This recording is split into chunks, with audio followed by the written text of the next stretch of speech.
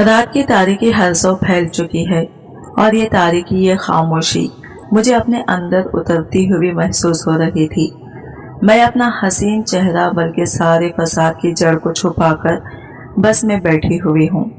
मुझे बहुत ज्यादा डर लग रहा है क्योंकि मैं जिंदगी में इस तरह पहली बार घर से अकेली निकली हूँ। मैंने अपनी गोद में ये गठरी रखी हुई है। जी चाहता है कि इस गठरी को फेंक दूं ताकि मुझसे मेरी शनाख्त छिन जाए, लेकिन मैं तो जानती ही नहीं हूँ कि मुझे कहाँ जाना है। मेरे पास तो कोई ठिकाना ही नहीं है। मुझे नहीं मालूम मुझ जैसी लड़की का क्या अंजाम होना है। मेरी तो यही दुआ है कि मेरे साथ जो हुआ है वो किसी और के साथ ना हो। मेरा नाम किंजा है। मैं बहुत ज्यादा हसीन थी। वालिदैन की इकलौती बेटी थी। बड़े नाजो नाम से पली थी।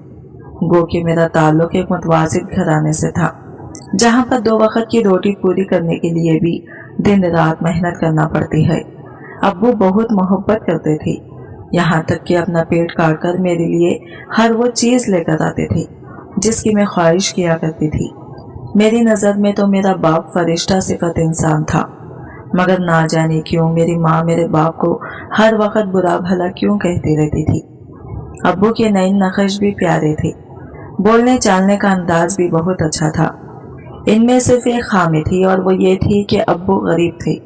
वो अपनी जान मारकर काम करते थे, मगर तब भी अम्मी इनसे राजी नहीं होती थी, बल्कि वो तो मेरे सामने अब्बू से कहती कि मेरी किस्मत इतनी बुरी थी क्या जो तुझ जैसे कंगले से मेरी शादी हो गई। अब्बू ने अम्मी की बातों का कभी कोई जवाब नहीं दिया था। अलबत्ता मैं जरूर पड़ जाया करती थी। मैं कहती, अम्मी इंसान अपनी किस्मत का खाता और कमाता है, आप मेरे अब्बू को इस कदर तंग मत किया करें। मेरी अम्मी मुझे घूर कर कहती, तू भी बिल्कुल अपने बाप पर गई है। एक रात बहुत तेज आंधी आई थी। मैं अपने कमरे में लेटी डर रही थी। अजीब सी वहशत हो रही थी हर चीज से। ऐसा लगता था जैसे रूहें मेरे आसपास घूम रही हैं। दिल बहुत घबरा रहा था, मगर वालिदैन की आराम का ख्याल करके इनके कमरे में ना गई। यूं ही डरते डरते रात बीत गई। मेरी सुबह अम्मी की चीखें सुनकर हुई थी। वो कह रही थी कि हाय मैं तो उजड़ गई। मेरे दिल पर धोखा सा लगा था। मैं भागकर अम्मी के कमरे में गई तो मेरे बाप की सर्द लाश पड़ी थी। मैं फटी फटी आंखों से अम्मी की जानिब देखने लगी। अम्मी बोली, किंजा मुझे नहीं मालूम ये सब और कब हुआ। मेरी तबीयत खराब थी, मैं तो दवा लेकर सो गई थी। मुझे अपने इर्द गिर्द की कुछ होश नहीं थी। सुबह उठी तो देखा तेरा बाप चला गया है। मैं इस कदर शॉक की कैफियत में थी कि मेरी आंख से आंसू भी नहीं पड़का था। मेरी अम्मी ने चीख चीख कर सारा मोहल्ला इकट्ठा कर लिया था। हर कोई हमें दिलासे दे रहा था, मगर मेरी आंखों में तो रात वाला मंजर ठहर सा गया था। शायद मेरे अब्बू की रूह रात भर मेरे कमरे में ही रही थी। अब्बू की मैयत उठाई गई तब मेरा सत्ता टूटा था। मैं अब्बू की मैयत के साथ लपेट गई थी। फिर मुझे कुछ होश न रहा। मुझे बस इतना पता है कि बाप के जाने के बाद मेरे बखत उलट गए थे। मैं माँ की आंखों में खटकने लगी थी और फिर एक दिन अम्मी मेरे पास आकर बोली, किंजा आज तेरा निकाह है, तैयार हो जाना। मैं नासमझी से अम्मी की जानिब देखती रही थी। वो बोली, ये उर्दूसी लिबास पहन लेना, तेरे ससुराल की जानिब से आया है। मैंने एकदम से वो शॉपर अम्मी से छीनकर दूर फेंक दिया और बोली, अम्मी आपका दिमाग खराब हो गया है। अभी तो मेरे बाप की खबर का मिट्टी का भी रंग तब्दील नहीं हुआ। अभी तो इनका 40वां भी नहीं हुआ। आपको अभी से मेरी शादी की पड़ गई है क्या? अम्मी एकदम से फूट फूट कर रोने लगी थी। वो मेरे कदमों में बैठ गई और कहने लगी, बेटी मैं ये सब हरगिज ना करती, मगर तेरे बाप से मरने से 2 दिन कबल मुझे बताया था कि इसने तुम्हारे लिए एक रिश्ता पसंद किया है। अब कल रात वो मुझे ख्वाब में आया था। इसकी रूह बहुत बेचैन थी। कहने लगा, मेरी बेटी की अभी तक शादी क्यों ना की? बेटी शादी कर लो, नहीं तो तेरे बाप की रूह बेचैन रहेगी। अम्मी की ये बातें सुनकर मुझ पर लरज़ा तारी हो गया था। क्या सच में मेरी वजह से मेरे बाप की रूह बेचैन थी? अम्मी उठकर चली गई थी, मगर मैंने रो रो कर अपना बुरा हाल कर लिया था। अम्मी की बातें याद कर करके मुझे बुखार हो गया था। शाम में मैं टमाटर की तरह सुर्ख हो चुकी थी। बुखार से मेरा बदन टूट रहा था। तब भी अम्मी ने मुझे मोहलत ना दी। मेरा दूल्हा आया था, मगर मैं इसे देख ना पाई। मेरा निकाह हो गया और मुझे गाड़ी में बिठा दिया गया। गाड़ी में बुखार की वजह से मेरी आंख लग गई थी। फिर घर आ गया। मुझे नहीं मालूम किसने मेरा हाथ पकड़ा, कौन मुझे कमरे तक लेकर गया। मुझे स्टेज पर बिठा दिया गया, मगर जिस्म में इतना दर्द था कि मुझसे बैठा ना गया, इसलिए मैं लेट गई। थोड़ी देर बाद कमरे का दरवाजा खुला और एक बूढ़ा आदमी कमरे में दाखिल हुआ। मैं समझी शायद ये मेरा ससुर है, इसलिए जल्दी से उठकर बैठ गई। वो बूढ़ा शख्स मेरे पास आकर बैठ गया और कहने लगा, मैं बहुत खुश नसीब हूँ किंजा, जो मुझे तुम जैसी लड़की मिली है। मैं इसकी बात सुनकर एकदम होश में लौट आई थी। फिर इसने अंगूठी मेरी जानिब बढ़ाई तो मैं चिल्ला उठी। मैं बोली, नहीं नहीं, ऐसा नहीं हो सकता, मेरी शादी तुम्हारे साथ नहीं हो सकती। इसको गुस्सा आ गया और बोला, क्यों, अपने पीछे कोई आशिक छोड़कर आई हो क्या? मैं शौक की कैफियत में थी। वो गुस्से से बोलता चला जा रहा था। कहने लगा, अगर कोई आशिक था तो अपनी माँ को बताती। इसने मुझसे जो 10 लाख रुपए लिए हैं वो तुम्हारे आशिक से लेकर तुझे इसके साथ भी आते थी। इस शख्स की बात सुनकर मैं ढह सी गई थी। मेरी आंखें बंद हो चुकी थी। मैं गहरी बेहोशी में चली गई थी। सुबह मेरी आंख खुली तो मैं कमरे में खुद को अकेला पाया था। मैंने इर्द गिर्द का जायजा लिया तो ये देखकर हैरान रह गई कि यह कमरा तो बहुत ज्यादा वसी था। मैंने खुद में हिम्मत पैदा की और उठकर बाहर निकल गई। बाहर जाकर देखा तो अलग ही दुनिया आबाद थी। ऐसा लग रहा था जैसे मैं किसी महल में आ बसी हूँ। यहाँ वहाँ नौकर चाकर घूम फिर रहे थे। मेरे लिए नाश्ता भी मुलाजिमा ने ही बनाया था। मैं अम्मी के बारे में सोचने लगी थी। मेरी माँ ने हमेशा पैसे का लालच किया था। मेरे बाप की जिंदगी अजीरन बना रखी थी, फिर मुझे भी भेज दिया। अब्बू को ख्वाब में देखने वाली बात तो बस बहाना ही थी। खैर, मेरा सारा दिन अजीब बेचैनी से गुजर रहा था। कहते हैं ना कि अगर दिल राजी ना हो तो दुनिया की कोई चीज भी खुशी नहीं देती। खैर, जब रात हुई तो मेरा शौहर कमरे में आ गया। वो बड़े खुशगवार मूड में था। कहने लगा, माफ करना, काम की ज्यादती की वजह से घर वापस आने में देर हो गई। तुम सुनाओ, अब तबीयत कैसी है? मैं बोली, अभी भी नहीं ठीक। मैंने इससे झूठ बोला था ताकि वो मुझसे दूर दूर ही रहे। मेरी बात सुनकर इसने एक अजीब काम किया था। वो मेरे पैरों की मालिश करने लगा था। बोला, इससे तुम बहुत जल्द ठीक हो जाओगी। मुझे यह सब मुनासिब नहीं लगा, इसलिए इसे बार बार मना किया, मगर वो मेरी बात की कहाँ सुनता था। इसने मेरे पैरों की खूब मालिश की और फिर बोला, ये बकरी का दूध है, तुम्हारी नाक में डालना है। क्या बात है फैसल? वो कहने लगा, ये तुम्हारी सेहत के लिए बहुत अच्छा है। तुम बहुत कमजोर सी हो ना। मैं जानता हूँ कि तुम्हारा ताल्लुक गरीब घराने से था। तुम्हें खुराक की कमी का भी सामना रहा होगा। मुझे शर्म आती है कि मैं तुम जैसी लड़की को लोगों में ये कहकर मुतारिफ कराऊं कि ये मेरी बीवी है। मैं इसकी बात सुनकर रोने लगी थी। मुझे मेरे बाप ने कभी किसी चीज की कमी नहीं होने दी। अभी मैं इतना ही बोली थी कि गहरी नींद में खो चुकी थी। सुबह में दिन चढ़े तक सोती रही थी। ये महल नुमा घर मुझे खैर खाने से लगने लगा था। मैं कमरे से बाहर आई तो मेरा शौहर सोफे पर बैठा टीवी देख रहा था। इसने मुझे देखा तो अपनी जगह से उठकर मेरे पास आया और मेरा हाथ थामकर मुझे सोफे तक लाया और बोला, क्या बात है किंजा, तुम कुछ परेशान लग रही हो। मैं अपने शौहर को देखती रह गई थी।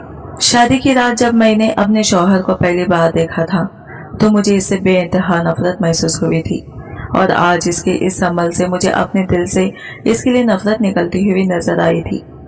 सच कहते हैं कि औरत इज्जत की भूखी होती है।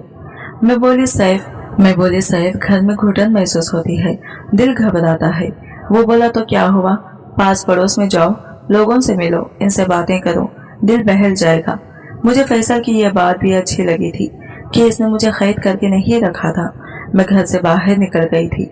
फैसल का घर पोश एरिया में था। मैं गेट कर खड़ी थी। तब मुझे तो बहुत ही मॉडर्न सी औरतें नजर आई। उन्होंने भी मुझे देख लिया था, इसीलिए मेरी जानिब बढ़ आई थी। एक ने पूछा, क्या तुम फैसल साहिब की बीवी हो? मैंने इस्बात में सर हिला दिया और इनसे इसरार किया कि मेरे घर चलें ताकि जान पहचान हो जाए।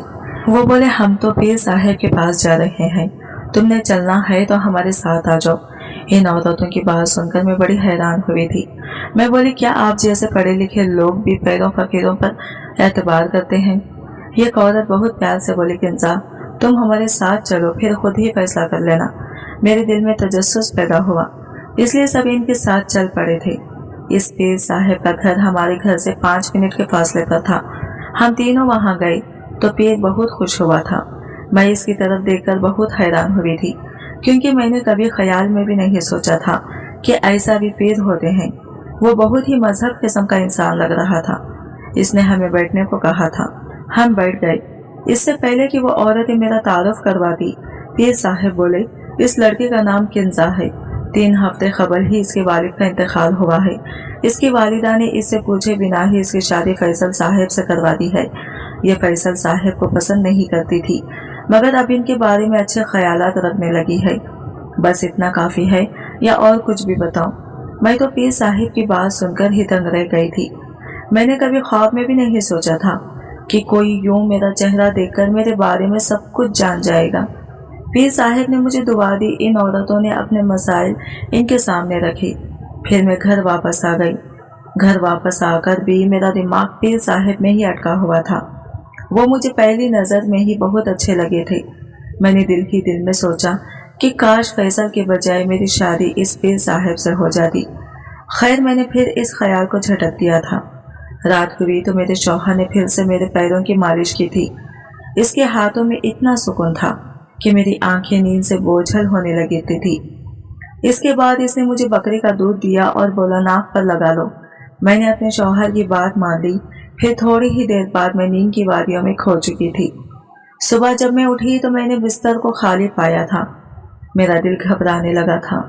मैंने सोचा फैसल मेरे बारे में क्या सोचेंगी कि मेरी बीवी मुझसे जान छुड़ाने के लिए नींद का नाटक करती है। मुझे ये भी डर था कि ना जाने अब वो मेरे साथ क्या ऐसा सुलूक करेंगे। मगर जब मैं कमरे से बाहर आई तो वो मुझे देखकर जिसे बहुत खुश हुए थे, मुझसे प्यार से बात करने लगे थे। मैं दिल ही दिल में शर्मिंदा थी और बोली, फैसल मुझे माफ कीजिएगा, मैं जल्दी सो गई थी। मेरा शौहर मुस्कुराकर बोला, नींद पर किसका इख्तियार है, तुम बिला वजह माजरत मत करो। मैं फैसल की बात सुनकर हल्की फुल्की सी हो गई थी। शाम हुई तो मेरा दिल पीर साहब के घर जाने को करने लगा था।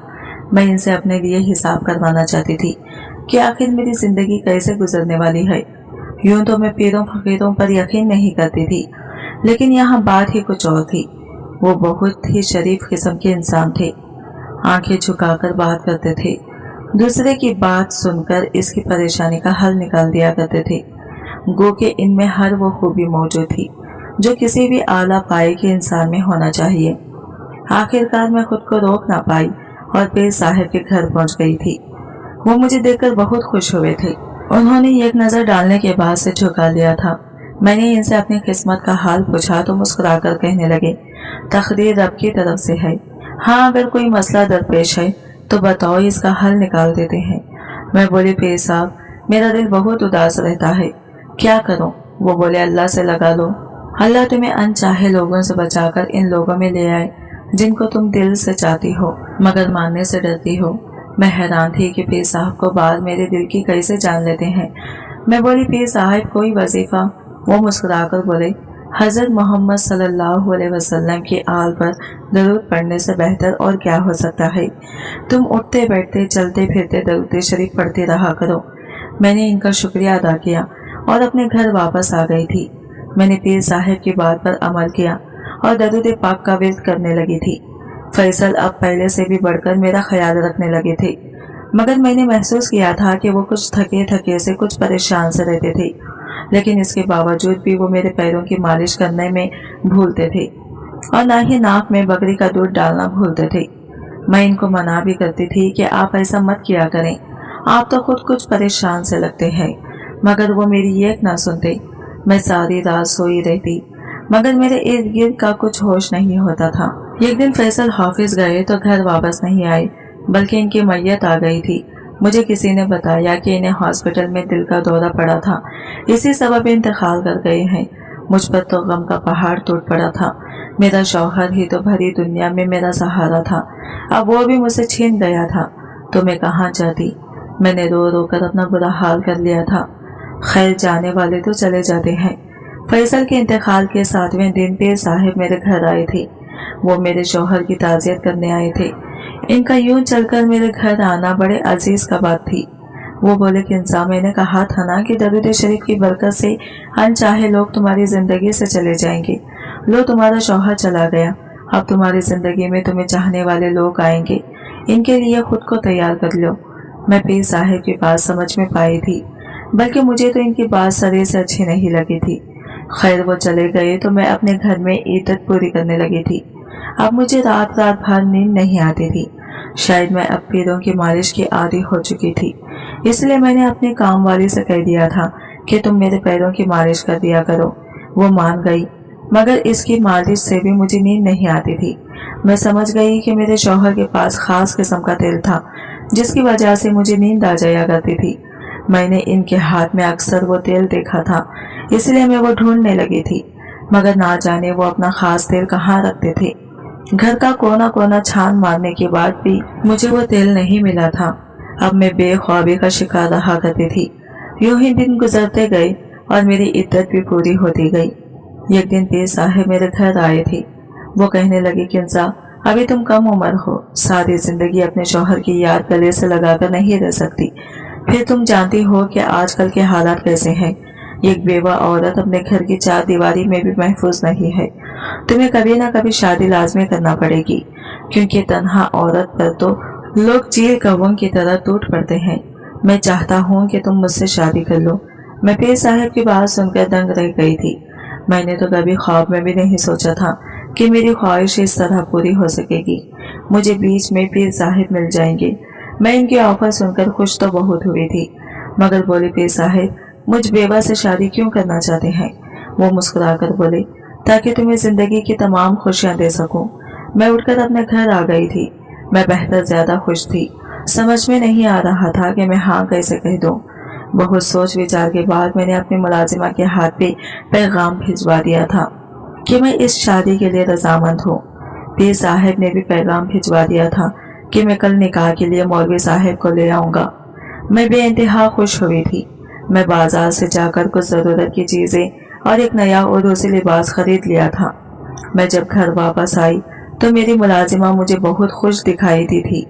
वो कहने लगी, बाजी आपके शौहर का तेल मिल गया है, जिससे वो आपके पाँव की मालिश करते थे। मैं ये जानकर बहुत खुश हुई थी। मैं इससे बोले, सारे कामकाज छोड़ दो और मेरे पैरों की मालिश कर दो। इसने जैसे ही तेल लगाया मुझ पर कंधों की छाने लगी थी। मैं शाम 4 बजे की सोई अगले दिन 11 बजे उठी थी। मैं हैरान थी कि मुझे इतनी नींद कैसे आ गई थी। फिर ख्याल आया कि आज तो मेरा निकाह था। मैं खुद को कोसने लगी कि भला मुझे क्या जरूरत पड़ी थी मालिश करवाने की। थोड़ी देर बाद ही मेरे पास वो मुलाजिमा आ गई। कहने लगी, बाजी आप जानती हैं कि इस तेल में बेहोशी की दवा मिली हुई थी, जब ही तो आपको इतनी गहरी नींद आई। मैं भी तेल लगाते लगाते सो गई थी। मैं एकदम चौंक गई थी कि आखिर मेरा शौहर मुझे क्यों बेहोश करना चाहता था। मैं बोली, ये तेल तुम्हें जहाँ से मिला है मुझे वहाँ ले जाओ। वो मुझे फैसल की स्टडी रूम में ले गए थे। वहाँ मेरे देखने के लिए बहुत सी चीजें मौजूद थी। मैं बोली, तुम जाओ मैं आती हूँ। वहाँ एक हिसाब किताब वाला रजिस्टर पड़ा था। मैंने वो खोलकर देखना शुरू किया। फैसल ने इस रजिस्टर में सब कुछ दर्ज किया हुआ था। अपने बिजनेस की सारी डिटेल लिखी हुई थी।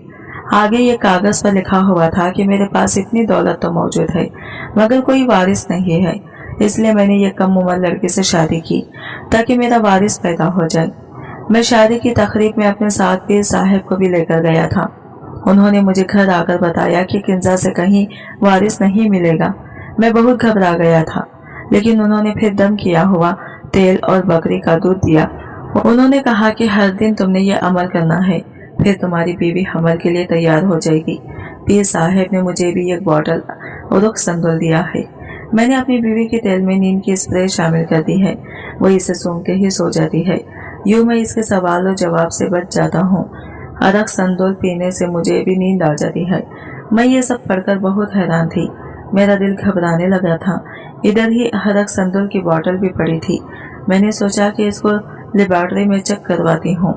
नताइज जान निकालने वाले थे। अरक संदोल में स्लो पॉइजन शामिल गई, जिससे इंसान धीरे धीरे अंदर से खत्म होकर मर जाता है। मैं थर थर कांपने लगी थी। ये सब पीर साहब ने क्यों किया?